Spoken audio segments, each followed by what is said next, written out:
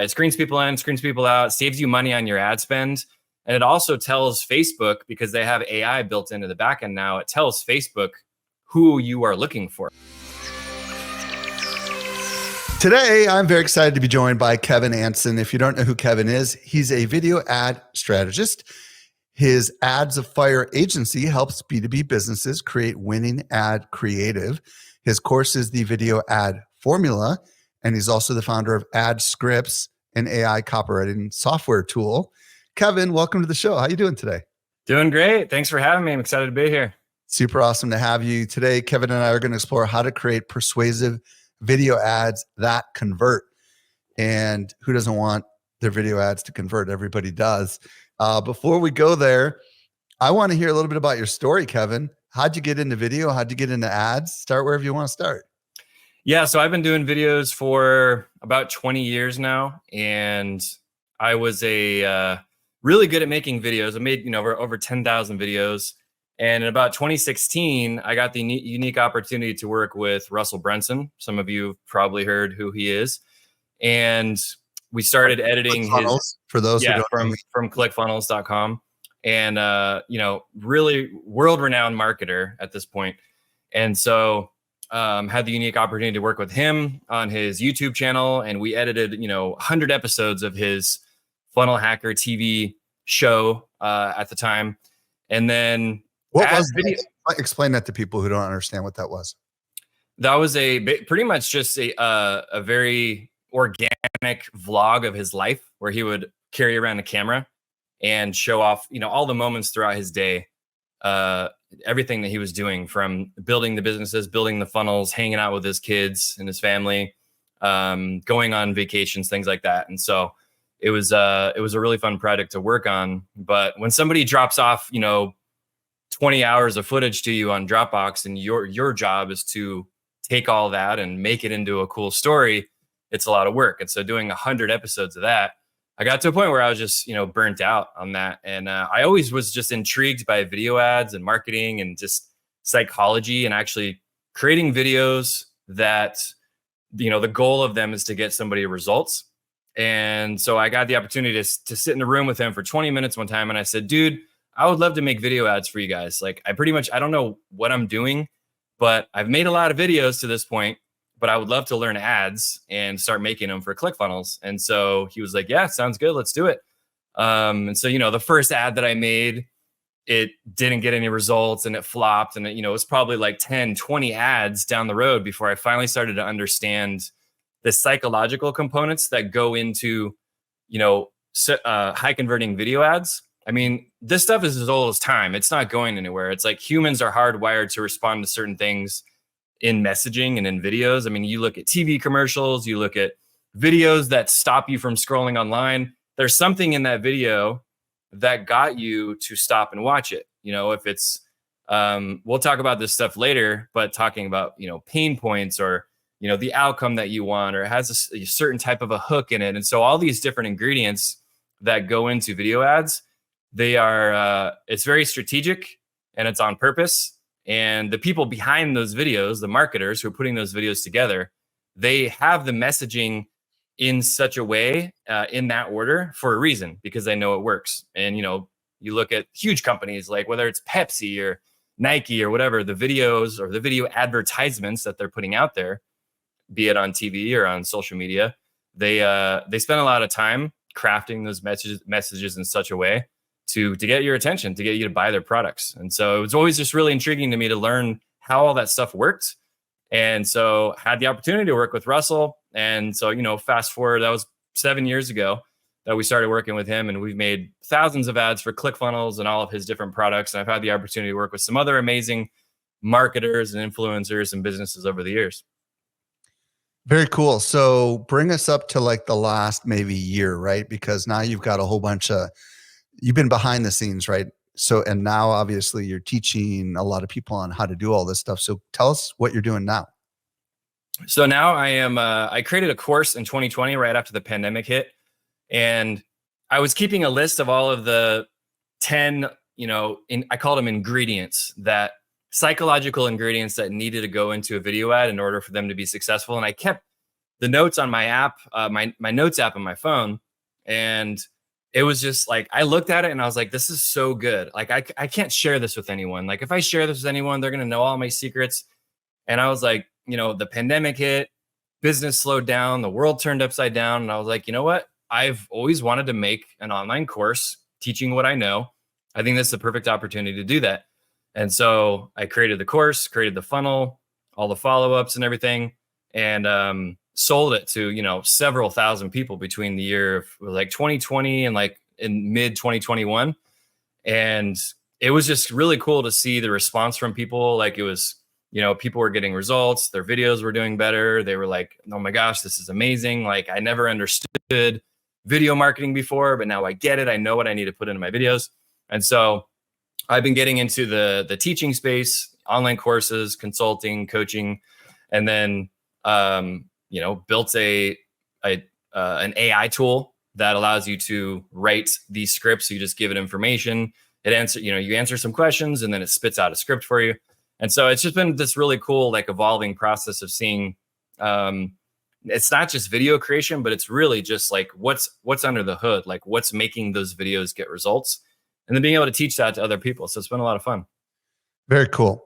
There are plenty of marketers who are listening right now who do a lot of organic video, right? They're creating shorts and they're creating YouTube content, and they've got all this great maybe library of video content that they've created, but maybe they're not leveraging video and ads. On the flip side, we've got a lot of marketers that do ads, but they're maybe not focusing on video because it's a little complicated in their mind. So what do you want to say to marketers in general about video, specifically when it comes to ads? Maybe those that aren't focused on it, maybe they should be. Yeah, I mean, it's a lot easier than you think to record videos or video ads because you have your smartphone. We all have cameras in our pockets.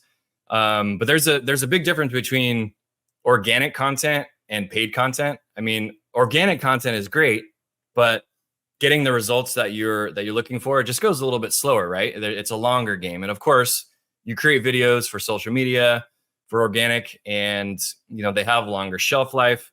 People are going to be able to find those videos in the future, which is great.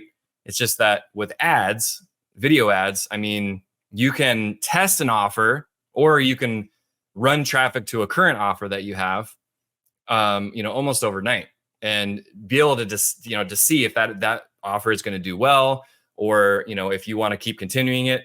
And so with video ads, I mean, you look at any of the big marketers online, and even if they're selling a product or an offer on how to get 100,000 followers on Instagram, they're teaching that stuff to you, but those people are also running ads. Why? Because the ads are the things that get the most results the fastest.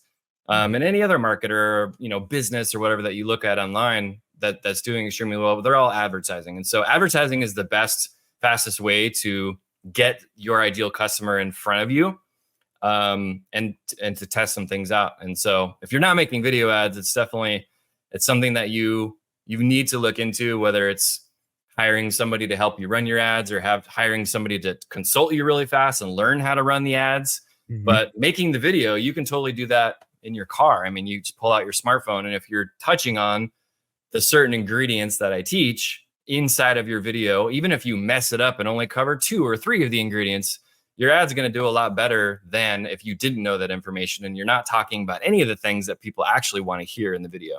So, yeah, I know so many of my audience has a mindset similar to mine, which is that I don't have the budget to spend money on customer acquisition, or I've built such a big following that it's a shame that I should have to pay to get in front of those people, right? Because I've spent years developing that following. But I think what you're saying is true. The benefit of being able to spin up a really good ad and drive it to a product to see whether that product will even convert from a test perspective is amazing. But also, if you've tapped out your audience on that product and you need to get in front of a newer audience, obviously video ads can be a game changer. So let's assume everybody that's listening is sold on the idea that either A, they need to do video ads, or they're already doing video ads, but they're not converting really well. So what do we need to know before we actually begin when it comes to video ads? If you're going to sit down and look at your offer, and when I say offer, I'm talking about your product or your service, and you're like, what do I talk about inside of my ad?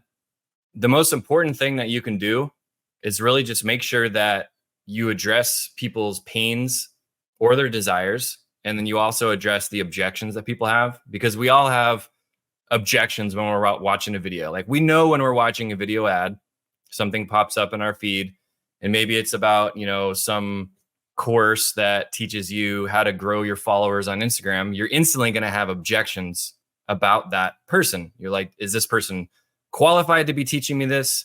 Have they done this stuff for other people before? Is it going to take a long time? Is it going to be expensive? And so with any product or any buying decision that you make in your life, you had objections before you actually pulled the trigger and made the purchase. If it's a home, if it's a car, if it's anything in your life.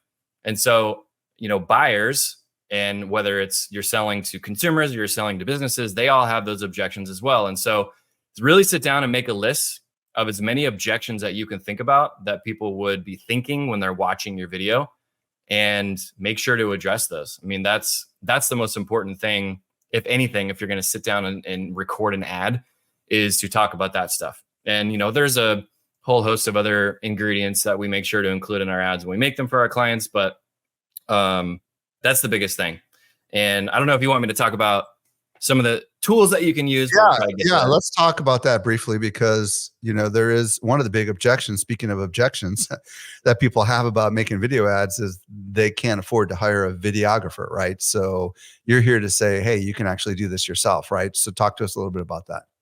Yeah. So that's one of the things that holds people back, is they think that they can't make a good video ad because they don't have the budget to hire a world-class video editor, or they might be afraid to jump on camera, or they don't think they're going to be good enough. And so, I mean, I'm here to tell you that I've seen the most awful people who have never been on video before. They figured it out with enough practice. They recorded a video on their phone. They weren't awful people. You mean they were also awful videos? Is that what you mean? They were not good on camera. I shouldn't use the word awful, but I mean, that was like their words to me. Like, I'm awful on camera. I can't do this, right? And so I was like, just record some videos on your phone.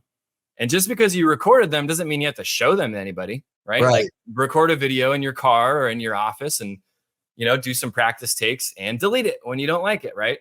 But the other thing that holds people back is they're like, well, I don't know what to say in the video, so I really can't make a video ad, right? Or once I record the video ad, I finally get it. Like, now what do I do with it? And so I don't know how to edit, or I don't know how to add captions to it.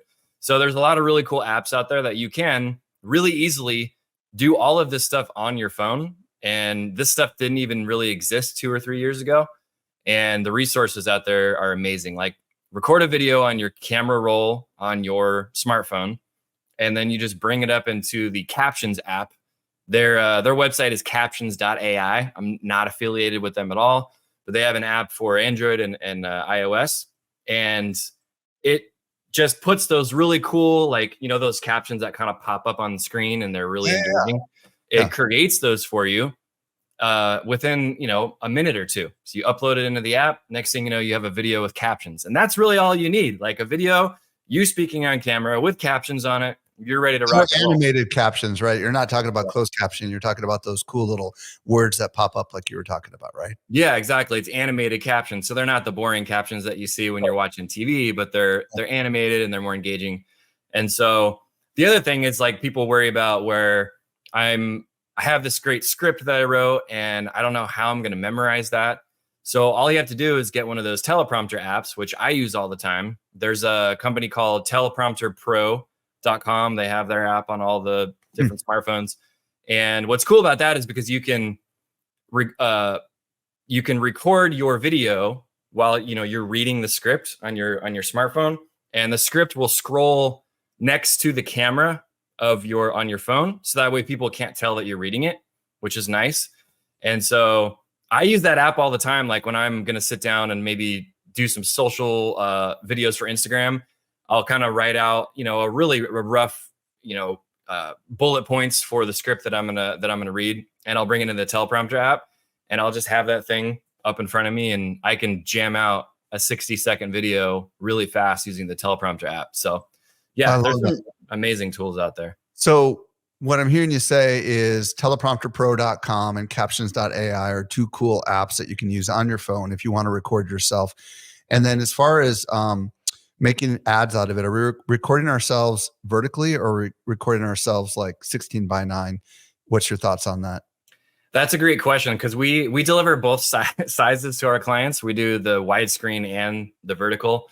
But I mean, if you're just trying to get started with the lowest amount of friction in the beginning, I would just record it vertical, and that way you can run it on, Instagram. You can run it on Facebook. You could even run it on YouTube Shorts. And a lot of people they're just used to watching content that way nowadays, anyways. And you could crop it square and run it everywhere too if you really wanted to, right? Yeah, you could. And, if you have a little bit more experience and you're used to making videos for people, then, or for yourself, you could record it horizontally, which is widescreen, and just make sure to shoot it in 4K. So that way you can, like, if you needed to crop in on it and make a vertical, then you could. Very cool. Yeah. Good. So this is great, by the way, for anybody who's listening, whether you're recording ads or not. I mean, everything we've just talked about up to this point will be valuable for organic and ad content. So let's get into your formula now, because this is where the video turns into an ad, right? Because there's a certain specific formula that you've come up with. So we're going to cover a lot of things here, but what's the first part that we want to talk about? So the first ingredient that we always put into every single video that we do is the pattern interrupt, which is basically a way to get people to stop scrolling. It's an NLP term, neuro linguistic programming, where people are used to seeing so many things on a daily basis if they're scrolling on social media. And so it takes something out of the ordinary to break them out of their pattern of scrolling. And so pattern interrupt helps you do that. And so there's a myriad of different ways that you can put a pattern interrupt in the beginning of your video. It could be, you're waving at the camera before you start talking, or, there's a glitch effect where, or it might look like an old VHS tape on the screen where you kind of see all the, magnetic strips and the white noise on the screen. We do that stuff. Or there's a really cool tool out there, and it's free. It's called transitionalhooks.com. Where have you ever seen those videos that start out and they're rolling a guy out on a stretcher, and then the guy rolls off the stretcher onto the ground? I don't think I've seen those, but I can imagine it. Yeah. So you see the guy roll off the stretcher. And so the person, which would be you, the listener right now, would be, you start off on the ground, you kind of roll on the ground, and you make the edit match up. So it looks like it goes from the guy rolling off the stretcher, and now it's you rolling on the ground, and then you get up and you start delivering your pitch. So wait, just so we're clear, is this like an AI thing where it's putting you into a different clip, or is it's not. It's giving you ideas? Is that the idea? No, it's not AI at all. It's just they're actual viral clips that people have, recorded over the last, 5 years. There's another one where it's I think it's an animation of like Spider-Man is hanging on his web, and he swings down and he does a backflip and lands on the ground, right in front of the camera. Okay. And so people use that and they'll stitch it together with themselves. Like they'll just kind of jump off the ground and land back down and just time it right. So it looks like they, Spider-Man came in and then now they landed on the ground and they start talking. Ah, okay. Yeah. Now, this is really intriguing. So this transitionalhooks.com site has a bunch of clips that you can use in your ads. Is that what I'm hearing you say? And then you can transition into the right posture or position right at the beginning. And I'm imagining, what is it, like a second? It's really short, right? Yeah, it's less than 2 seconds. Or another one, the guy's pole vaulting, and he goes up to pole vault, and then he messes up, and then he starts sliding backwards, and he's sliding on the ground. So people have done that where they're in their house and they'll like lay down on the wood floor and slide backwards and just get up and start talking. It's really cool. It works really well. And I've actually seen, I've known about this before Alex Hormozy started using it, but he's been using it in his ads and they're doing extremely well. So it's something. So just so we're clear, the reason why someone would do something as crazy as this is because these ads are generally playing without any sound, right? Or is that the idea? Or they're just scrolling and they're doom scrolling or whatever on the social platform, and it stops them enough to see the rest of the ad? Is that the reason this works, this pattern. Exactly. Yeah. So then they might want to click into the ad, right? Like, or I have a wallet that catches on fire, and Okay. you can look it up on Amazon. You get it for like $15, $20. And I just pour Zippo lighter fluid on there before I start. And you flick the little flint and the wallet catches on fire. And so I've started ads out like that, where it's like, you could use it for pretty much anything. It's like, hey, is your ad budget burning a hole in your wallet? Just kind of make it so it makes sense for what they're watching. Very cool. And people, when they're scrolling, they see a wallet on fire, they're probably gonna stop and keep watching your ad. And so it's just a good way to get people in, so that way they're interested enough to want to hear what you have to say next, because they like your pattern interrupt. And then getting into the next ingredient is you're identifying the person. So one of the big mistakes that we see people make is maybe they are selling SEO services that help roofing contractors and plumbers, but they just start out their ad by talking about how they can, get you on the top of Google, right? We can help you with your SEO. But somebody sees that ad and they don't know that it's about them. They don't know that they specifically help roofing contractors or plumbers, right? So you start out by identifying the specific person that you're talking to. And yeah, it's like, hey, are you a roofing contractor? We're going to show you how we can show you, or we can help you get to the top of Google Maps in less than 30 days, right? So I love this, by the way, and I can imagine it being on a roof, right? You could film it on a roof, right? If you're a roofing you could be outside on a roof, or if you're a plumber, you could be under the sink, coming out from under the sink or something like that, right? And I like how you said get up on top, right? I mean, you could use a cool little metaphor, right? And in the case of a plumber, you, instead of saying stop the links, you could say get the leads flowing or something along those lines, right? Yeah, no, you totally could. There's a bunch of different ways. I mean, you could even go on YouTube and type in roofer falling off a roof, and you might find a clip of a guy doing that, and you can grab it and use it in the beginning of your ad. So it's just, there's so many different ways that you can do it. Okay, so we've got identify the person specifically by title or name. And why is that so important? So, I mean, I could guess why it is, but like we have to call it out, right? We can't, even if we're only targeting marketers or we're targeting this specific niche, it doesn't mean that they're the ones that are going to see the ad, right? So why do we have to, like, if you are a blank, is that quite literally what you recommend we say? Yeah, exactly. The reason why it works really well for ads is because you're screening people in and you're screening people out. So if you're only selling a product to stay-at-home moms, and a dad watches that video, it might not, just doesn't appeal to him. It doesn't make sense for him. Or if you're a woman in your 50s who wants to get in shape, you just cut out more than 50% of the rest of the world, because you're only speaking to women over 50 or more than 50%, right? And so it screens people in, screens people out, saves you money on your ad spend.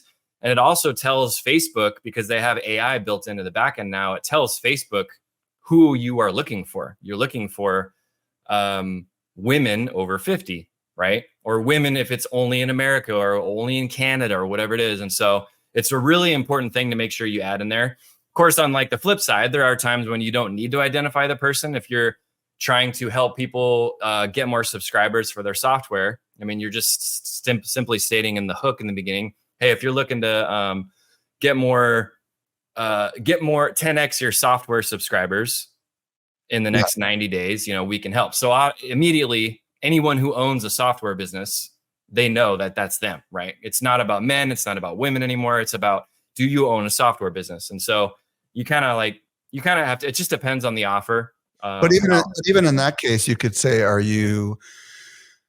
if you take a software company, there's a lot of people that work inside the software company. So you could say, are you responsible for growing leads for the software company or for acquiring customers, right? Yep. Instead of just the owner, right? So you kind of hinted at the next one. What is the third? So far, we talked about pattern interrupt, identifying the person. What's next? So there's 7 different hook types that we use the most, and I don't want to take up a ton of time and explain each one and give tons of examples. We can do a few examples, but if you go on Google and you type this in, or you go on ChatGPT, your favorite AI software, and you say, write me this type of hook, it's going to know what it is. And so I'll give you guys the secret sauce on these. The first type of hook that we use is a fact or statistic hook. I'll just go through these real quick and then we can back up. Okay. Fact or statistic. Hope you guys are writing this down. The objection hook, the Okay. pain or desire hook, the Okay. polarization hook, the result hook, the rhetorical question hook, and then the strong statement. And so each of these hooks has a different purpose to it, right? Like if you're doing an objection hook, you start off by presenting an objection that the person has. It's like, it's usually health, wealth, or relationships, right? Like that's what all the world is made up of for products and services. So it's like if you're in the wealth space and you're writing a objection hook, you might be thinking something like, "Hey, are you?" Let's do coaching in the wealth space, right? Like, are you afraid that you're not going to be able to get more coaching clients, or are you afraid that it's too expensive to run ads, or you think Facebook ads don't work anymore for coaching businesses? Well, I have news for you. Like it's working like gangbusters or whatever. I'm just kind of going off the top of my head here. But Yeah. So on that objection one, you state the objection and then you overcome the objection. So on the wealth management side, it might be, hey, do you feel like you can manage your money better than anyone else? And the truth is that we're often blind to our biases when it comes to investments. That would be an example, right? I just made right. that up on the fly. Yeah, that's good. So what about polarization? Talk to us about that one, because that's intriguing. So those actually work really well because they are almost like a pattern interrupt in themselves, because you're stating something that is otherwise known as common knowledge. Like you're basically comparing your offer to a common solution in the marketplace. So if you come out on camera and you say something like, "Hey, websites are dead, funnels are the new way," right? Most people are like, they all know what websites are. So when you're saying something polarizing like websites are dead or webinars are dead or diets are dead, people like immediately they kind of disagree with you, but you just spark their curiosity because now they want to know, well, he's telling me that diets are dead and what the heck am I supposed to do? Or you're telling me websites are dead, then what am I supposed to do? Right. And so you can pretty much take this in just about any niche and say, like, for me, I would say, hey, static ads are dead or image ads are dead. Video is the only way. And then you get into the explanation of why. And so it's a really good way to just kind of wake people up and get them to listen to what you have to say next, because they want to hear your explanation. So polarization hooks, they work really, really well. How is that different than strong statement? The strong statement one is where you're just basically pointing out something that's a really strong statement. Like I'll give you an example of a strong statement. Like AI is going to take away your jobs, right? That's like yeah, that's a great example. Yeah. Unless, I would imagine unless you're ready for it, right? I mean, that's probably something I would imagine a strong statement means a declarative fact that you believe to be true that may or may not polarize. It sounds like some of these things can be combined together, right? Because it's true that AI is polarizing for some people, but making a strong statement, for example, on the health frontier, you could claim that something that's healthy isn't healthy, right? Something along, but I don't know. I mean, I'm guessing, is that what a strong statement is? Something along those lines? Yeah, it's a strong statement in the sense that, you're talking about something that most people might not know about, or they're not comfortable thinking about it. Like, I see. or your retirement is not going to last you for the next 20 years. Like your retirement's going to run out. And then it's like, oh, okay. That's a strong statement. And so now you got their attention and they want to know, okay, well, what can I do to fix that? Right. So, okay. So here's what I heard you say. I heard fact / statistic. I heard objection. I heard pain / desire. I heard polarization. I heard result, and I heard strong statement. I think I might have missed one. Was there another one in there that we missed? Yeah, there's a rhetorical question. Okay. Give me an example of that one. So a rhetorical question is something like, putting me on the spot here. I'm trying to come up with an example, but it's Okay. like, yeah. Well, okay. Yeah. A rhetorical. I mean, I should know what a rhetorical question is. I'm going to Google search that right now. A rhetorical question is a question asked in order to create a dramatic effect. So, or a point. So you almost said a rhetorical question, like, what would you do if your retirement ran out? Right? Is that a rhetorical question potentially? Right. Or like, why wouldn't you want to get up? Why wouldn't you want your website to show up at the top of Google in the next 30 days? Right. Yeah. So it's kind of like, Got it. it's something that people already know that they want, Right. but you're phrasing it in a question. So, okay. So let me summarize what I'm hearing us say so far. So first of all, we've got some sort of a pattern interrupt, which could be something as simple as waving your hands or jumping into the screen or any of these other kind of things. Then we've got calling out the person who you are trying to interact with. Like, hey, if you're a roofer or you're a plumber who's looking for blank, pay attention. And then we've got the hook. But it almost seems like the hook and the identification of the person almost should be combined together. Is that correct? So for example, if you are nearing retirement, here's a statement you might not have fully processed. You probably don't have enough to retire. Something along those lines, right? You kind of combine these into a very quick statement. Is that what I'm hearing you say? A lot of times we do. Yeah. We're combining the pattern interrupt, the identify, and the hook into one statement. It's like, hey, are you currently retired and you're worried that your retirement might run out? Like, here's 3 ways that you can make sure that your retirement never runs out. Right. So yeah, it can be combined. Sometimes it depends on what we're doing with the ad, and it might be separate. Each item is separate, where it's like, hey, stay-at-home moms, I have some, a huge warning for you about raising your kids, so it's like a statement and then, identify, and then you go into the hook. Or you could just simply say like, hey, stay-at-home moms, listen to this, right? And then you get into the hook. So okay, cool. That's a great question.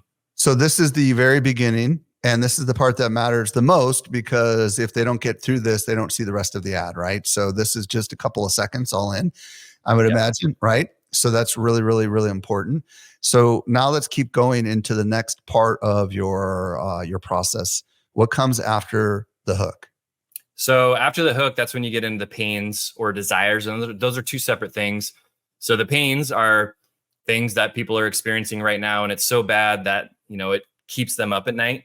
And it's something that they need help with right now, whether it's like, hey, they've got back pain, or they're tired every day, or they're not generating leads in their business. So make a list of all the things that your ideal customer is experiencing pains with. And also make sure that, of course, your offer can solve that problem for them, right? And so you're talking about the pains, because people are more susceptible to responding to pain than they are desires. So it's something that you want to make sure that it's a really strong pain that people have. And then on the flip side, desires is something that people really want. It's more of kind of like the outcome. Like, what is it that they want? They want to grow a 6-figure business. They want to grow a 7-figure business. They want to find the love of their life. Like, what's the thing that they really desire?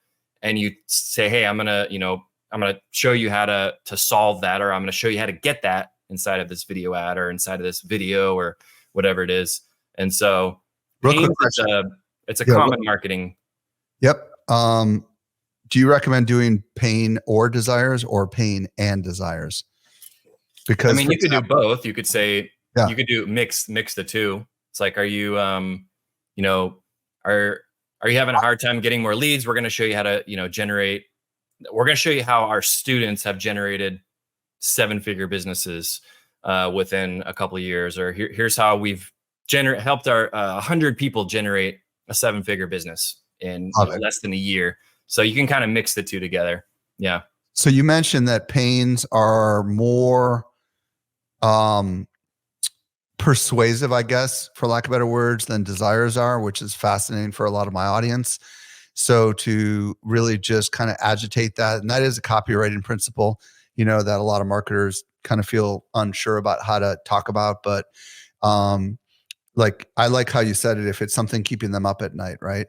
Or if it's something stressing them out, if you really know who your customer is. For example, I know my customers are mostly marketers, and a lot of them are really stressed out right now because nothing seems to be working, right? So if I was making an ad where I could solve for that, I would say, hey, are you concerned about your job longevity, that you might be out of a job in a year because it's getting so hard to market?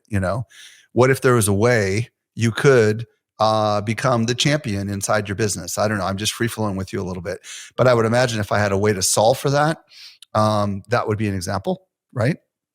Yeah, no, exactly. That's a great example. Because, and it goes into one of the next ingredient, which is the result. Because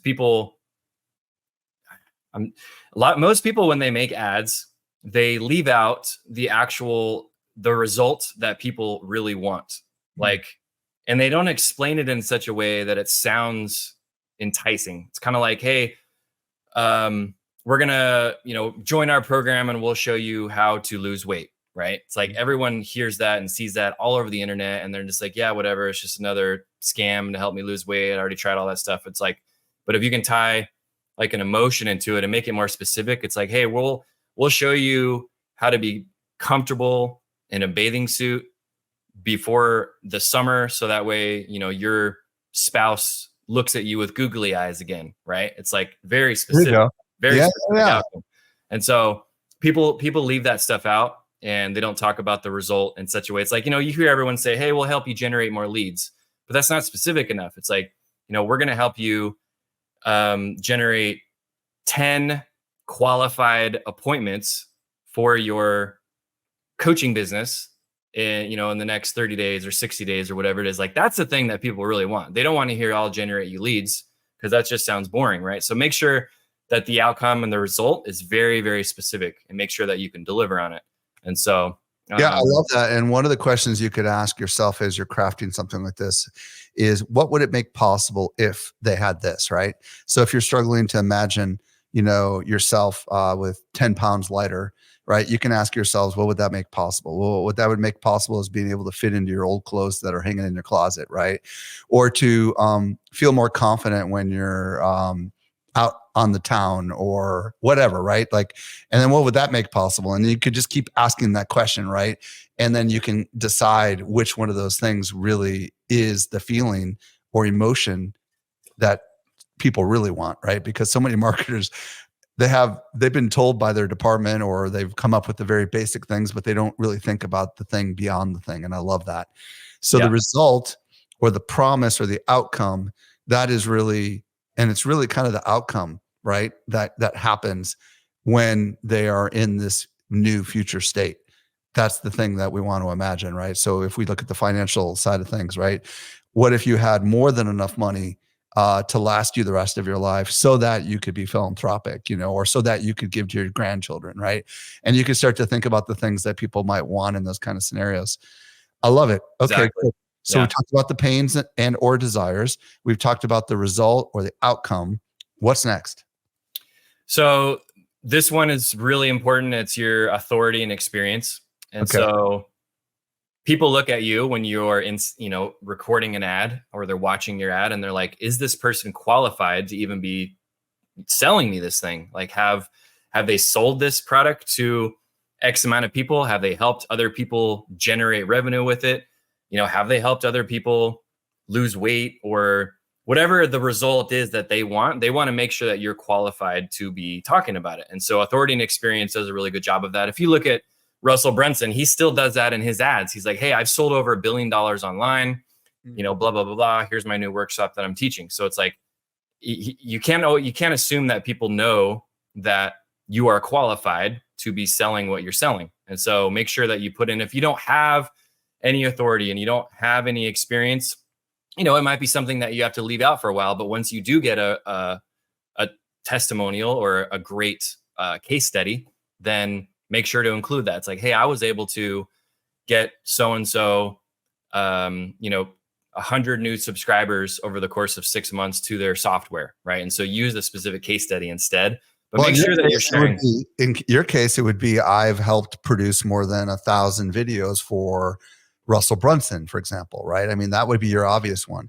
And everybody has something, right? You could say, I've got a master's degree in blank, or I've been doing this work for over a decade, right? Mm-hmm. Yep. Just anything to help establish. But you have to be comfortable talking about yourself just a little bit, but you say it before you make the offer, right? Because somewhere in here is the offer. Does the offer typically come before we establish ourselves as an authority or the business? It can come before or after. We don't have a set way that we do every single ad that we do, because we have, 10 different ad frameworks that we follow when we're creating scripts or creating ads. So, I mean, it could come before, it could come after, but it's definitely something that's important to make sure that you include in there. So sweet. Okay, good. So far, what we talked about in this second group, if you will, is establishing the pain and desires, talking about the result or outcome that will happen when they follow whatever it is you're selling, and then ultimately establishing your authority. And I would imagine you could choose to reorder, or they ought to be in this particular order. Like I would imagine. Yeah, you can reorder them. I would say the most important things, if it's like, if you're just trying to get in and out and record an ad super fast, you start off with your pattern interrupt, you do an identify and then a hook, you talk about people's pains, and then you can get into the outcome that they can expect from purchasing your product or service. And then you can talk about your authority, and then you could talk about the solution, like how does the solution work? And then you could do a CTA, which is call to action, and then you're good to go. So you don't have to follow this exact process as far as keeping them in that exact order every single time. Right. But I would say the 3 ingredients that we never change, that are always in the front of an ad for the first 20 seconds or so, is the pattern interrupt, the identify, and then the hook, and then the pain points or the desires. And so those are things that just never change. Love it. And if we have a little bit longer time for an ad, let's talk about some of these other things that that will be next. So let's talk about objections, right? Because that's something that we've hinted at throughout today's interview. So talk to us a little bit about why addressing objections in a video matters. Yeah. So the way you do it is objection and then proof. So you're basically presenting the objection that people have, which is usually associated with, time, money, or safety, right? Like those are the 3 big ones. Like, this is going to take too long. I don't have time for this. This is going to cost too much money, or it's not safe. And so, which is usually in the case of physical products that people are buying. Right. But I mean that it strays out from that. There's a lot of different objections that people have where it's like, I already tried this before and it didn't work for me, or and this is where I would imagine the next thing we're going to talk about could come in to address the objections, right? So to give the proof, how do we give the proof? Is it social proof? Is that really what we're talking about here? You can use social proof to back up the objections. So you could say, like, if you think that, you don't have the experience to build a successful course, like, look at so-and-so. She worked with us for, only 30 days. She was able to implement all the systems in our course, and she built an online course and did 5 figures in her first launch. So now it's like, boom, objection, proof. Like that's a great question, because that is the best way to present proof. It's to use other folks that you've gotten a result for, because they speaks volumes, versus hearing you say it. You show an actual case study. So yeah. Well, and if it's not something that has that, if you don't have a lot of those stories, because it's, maybe it's just a very simple product, but maybe it's something new and unusual. That's what I would imagine your proof could also be science, right? I would imagine you could, like, if you had something innovative to help people, maybe you could cite a study or something like that that shows that people that embrace certain kinds of activities tend to be more this kind of a person. Or I don't know, what are some other proofs outside of social proof? I'm just curious. Yeah. So, I mean, you could say, if maybe you're selling like a teeth whitener, right? And so a lot of people think that teeth whitening is not safe because it's got all these chemicals in it. And so you could say, if you're worried that this teeth whitener is not safe, here's a study where we actually, we have the statistics, or we have the research paper, whatever, to show you that our teeth whitener has no chemicals. It's completely safe. It doesn't tear away your tooth enamel. And so you don't have to worry about, what do you call it? Decay, tearing away at your tooth enamel. Lost for words, but So, I mean, that's an example of it where you can prove it by showing people a study, or you can prove it by explaining it to them. Like, you might think that this is going to take too long. Well, we've had people come into our program who know nothing, no technical skills. They've never built a funnel or a website in their life, and they're able to use our course, because we have a step-by-step course that'll actually show you and walk you through the exact steps so you can get your website up in 2 days or less or whatever it is, right? So it's not like proof. Sometimes it's proof and sometimes it's just explaining it to them. Like, you have this objection, and let me explain to you why you shouldn't have that objection, because we have sometimes the time objection is something that can be overcome by saying can't afford not to. You know what I mean? Like, or the money investment, right? Like, hey, if this, like, for example, artificial intelligence is going to transform the whole marketing world, and you can get in now, and while it's early, and really take your time and learn it, or you can get in later and then feel like you're behind. You know what I mean? Yep. There's ways you can address those things with logic. Right. That's an example of value perception, which is another. Okay. Yeah, value perception is like, you could have me show you how to do this and watch this course in 2 hours or less, or you could spend the next 6 months to a year wasting money trying to figure out how to make video ads yourself, or wasting time and money doing it yourself, or you can let me show you in 2 hours. And so it's like, okay, obviously this is worth $97 or whatever it is for me to let Kevin teach me, because he's going to teach me in 2 hours. So yeah. Call to actions. Give us a couple of tips on how to do a video call to action. So call to action is just basically telling people what to do next. Mm-hmm. And so we put that in every one of our ads as well, where it's like, click the link below, or, register now, or whatever it is. So because a lot of times people watch a video, and if it just ends, they don't think about taking that action. Mm-hmm. And so they just, walk away with that knowledge of whatever's in the video, and then they just go on with their day. So you're telling them, like, hey, if you want to attend this thing or you want to buy this thing, click the link below.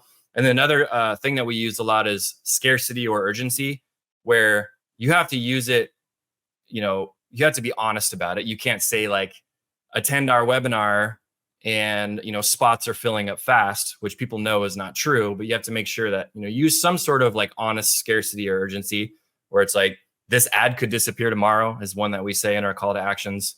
Mm-hmm. Or, the promo code for 15% off only available through this ad. So make sure to, grab a copy of our book here today, whatever. Right. So love it. Scarcity and urgency is huge to kind of drive people over the edge, to get them to click and get them, to check out your website. So Kevin Anson, this has been a really fascinating exploration into the elements of creative,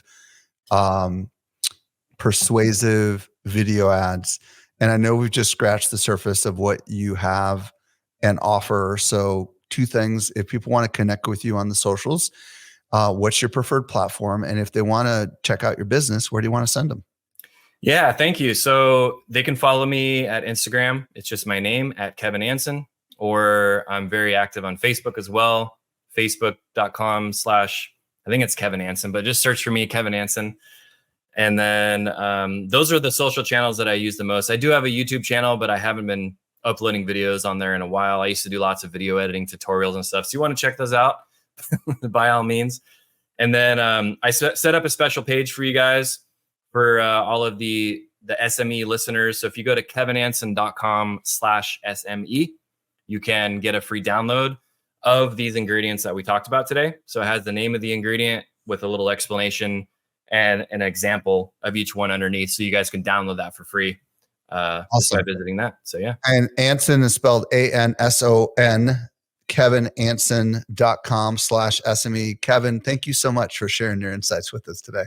Yeah, you got it. Thanks for having me. It's been fun.